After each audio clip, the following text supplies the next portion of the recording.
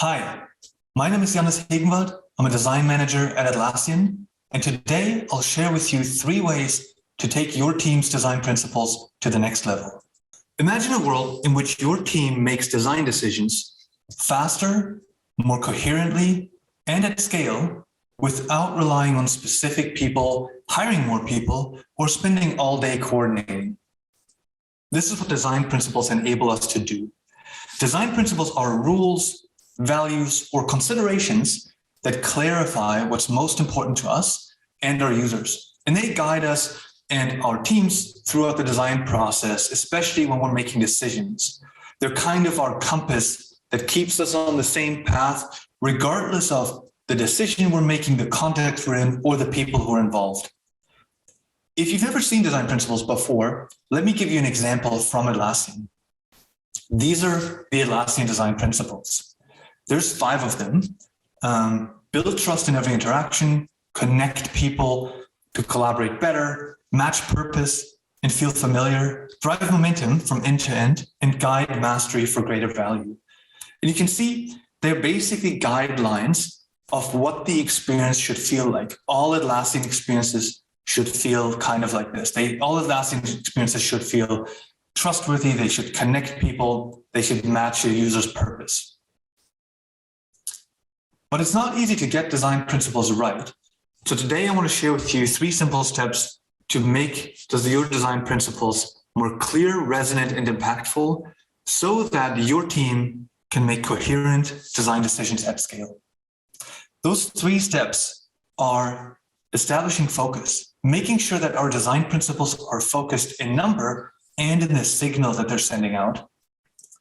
Clarity, making our design principles specific and our trade-offs explicit. And balance, establishing balance by sharpening those similarities and those tensions between our different design principles. Design principles need focus. When we talk about focus, we're talking specifically about 2 things, signal and number. Signal is the signal that the design principles send to the person using them. Maybe that's me applying the design principle or our team working with them. But it's also the signal that the user receives afterwards when we've put the design principles in practice. And all design principles in our set need to be focused on sending the same signal. They need to work at the same level in the same direction and not go into different ones. I'll use the Atlassian design principles again as an example. You can see how they're all focused on the same level, the same signal. They're pretty high level, right? They need to work across all Atlassian tools. So our current products, but also future products, and they need to send the same signal. In this case, the design principles describe the experience, right? The experience should connect people to collaborate better, and the experience should drive momentum from end to end. The way I also look at them is that as a designer, I'm kind of in a conversation with them. So they tell me, hey, Jannis, guide mastery for greater value or build trust in every interaction. And what works well is just that they're in the same level. They're focused on that same signal. Another example are Dieter Rams' principles of good design. There's 10 of them. And as you can see, they're also all focused on the same level. They describe very high level attributes that should apply to any design that's out there, whether that's physical design, service design, product design. It's a different level than the Atlassian design principles altogether, but it still works really well. In this case, it's almost evaluative or descriptive, where good design is innovative, good design is useful. And it's almost like I can grade my design against it. I can say, is my design useful? Is it not? So this is a different type of principle, but as a set, again, they're focused on the same signal. I'll give you one more example. These are the Trello principles. Strictly speaking, they're not design principles, but rather product principles, but they're a good example of, again, how they're internally coherent and focused on that same signal. These are all attributes. A Trello should be direct. It should be succinct, should be visual and tactile. If you've used Trello before, you know you can very physically drag cards from one list into another. So these principles describe what Trello should feel like, and they're all doing that in the same way. So to make design principles impactful, they need to be focused on the same signal. And it's easy to accidentally mix and match where we've got one general design principle, then we've got one that's kind of high level and one that's very specific and a very specific attribute. And if we mix and match, we see confusion. When there's high stakes, when the emotions run kind of hot, design principles who don't have that type of focus will cause more confusion and frustration. So make sure your design principles focus on the same signal. The other side of focus is the number of design principles we have. We need to focus the set itself, and we need to limit the number of design principles. Especially when you're excited about your product, you want to do it right, you want to define a little edge case, and you end up going from 3 principles to 5, and then 7, and then 9, and so on. And I've done this myself numerous times. It's very easy to create a set of 10, 12, 15 principles, or to create a set of 3 principles, but then tuck all these other little principles underneath in the description. The problem with this is, again, the lack of focus. The more principles we add, the more exhaustive our set gets, the less actionable it is. And following too many directions in our experience might make it feel cluttered, and we might not end up doing any of them really well. And on the contrary, fewer principles are easier to implement and to implement broadly. But if you only have 3 principles, it's really hard to explain why you wouldn't be able to apply all 3 to your design problem. Now, don't get me wrong, there are a lot of products out there whose experience is great and who have a lot of principles. Trello is one of them. But I believe that most products can do with 5 to 7 design principles, or I'd recommend at least that you focus on 5 to 7 and then see how few you can have. A good way to estimate and test if your design principles are too comprehensive is to write them out on a Confluence page, publish the page, and then check the reading time at the top. The reading time can be a really good editing tool, and I recommend you stay below 10 minutes for your full design principles and descriptions to make sure that you're concise enough and that you're focused in your number. So to make your design principles as effective as possible, make sure they're focused in the number of principles and their signal. Now, to those of you who've drawn the Venn diagram, some of you may have found some overlap, and you're wondering, how do I decide which one to keep? Which one do I cut out? I'm hesitant to just erase one of our design principles. What if both are important? This is where clarity can help us make a decision. Design principles need clarity. When we talk about clarity, we're talking specifically about 2 things: priority and specificity. The purpose of design principles is to help us make coherent decisions at scale. Should we hide these options in a menu, or should they be visible at all times? Should our tone be funny, or should it be pretty serious? Should we optimize our experience for power users or for newbies? To help us with these decisions, design principles need to establish priority. What is most important to us? What trade-offs are we willing to make? Many design principles actually do this, but they do this only tacitly and kind of vague. For example, our design principle might be consistent. And this implies that we're willing to trade off other things to achieve consistency. But it doesn't tell us how much we're willing to go, like how far are we willing to go for consistency. This lack of clarity over the priorities and trade-offs can lead to disagreements and end up rendering the design principles ineffective. For example, let's say a stakeholder comes to you and says, hey, we could add this new feature, but it would break our existing patterns, but it wouldn't fit in, it wouldn't be consistent with what we currently have, but it would add a lot of value. Now the question comes up, just how important is consistency really to us? We've established that it is important, but is it more important than that new functionality? Should we break with our design principle to add more value to our product? When we don't make the priority explicit, the design principles don't help us with this decision, and teams across the org might come to different conclusions. One team over here might say, we're not implementing the new feature. Another team might say, oh, we're totally doing that. It's valuable. We can let go of consistency. What we can do to help with this is make priority explicit in our principles. Let me give you an example. One of the Atlassian design principles is match purpose and feel familiar. It's about Atlassian products being individually fit for purpose as well as collectively harmonious, right? Although there's a persistent visual and behavioral similarity, the products adapt to people's devices and people's contexts rather than being consistent just for consistency's sake. And in the description of the design principle, it actually says utility and usability before visual consistency.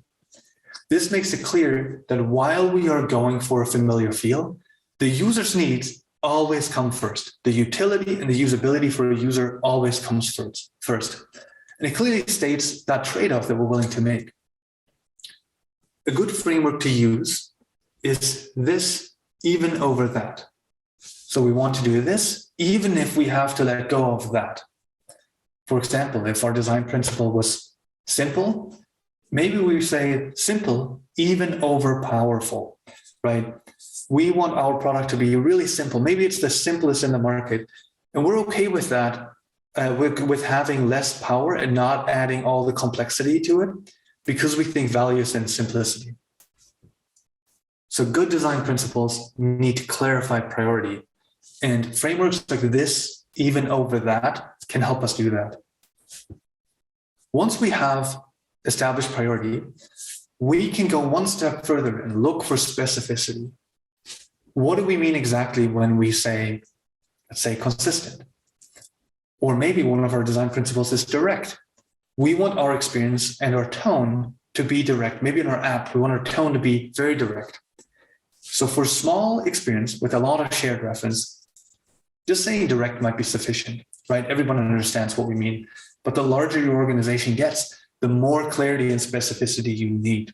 Without any further explanation, direct can be confusing. Do we mean candid? Is it blunt? Is it sincere? Is it unambiguous? Is it explicit? There's so many ways to interpret direct. And what sounds direct to one person might sound rude or might sound blunt to another.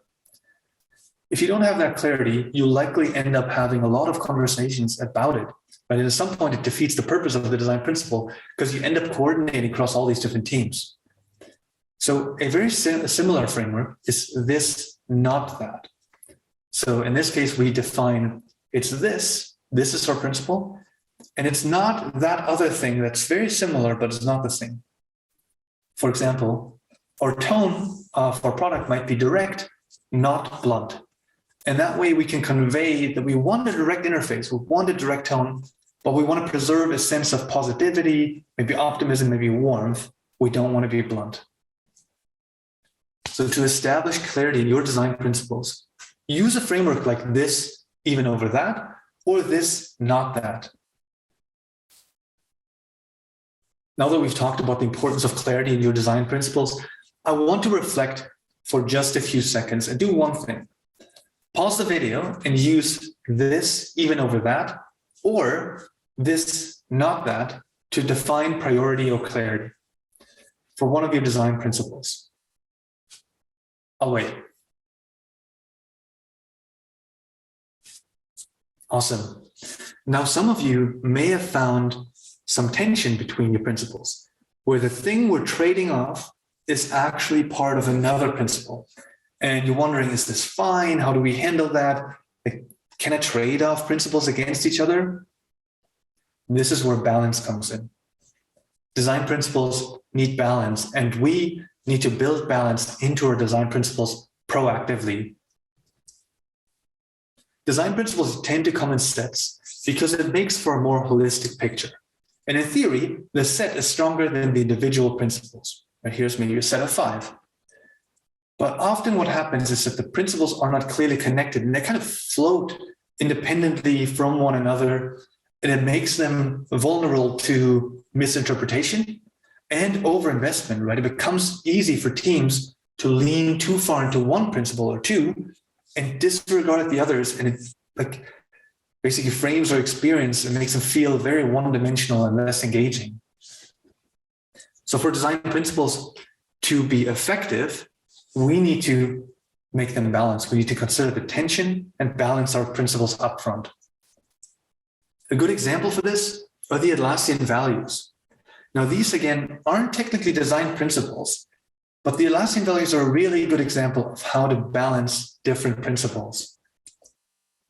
One of Atlassian's values is open company, no bullshit. It speaks to being open and confronting disagreements head on. We believe that everyone at Atlassian should feel empowered to speak their truth because it will make us better as a team. But if we lean into open company, no bullshit too much, it can be weaponized, right? We can lack the grace and the empathy for another person to work well as a team.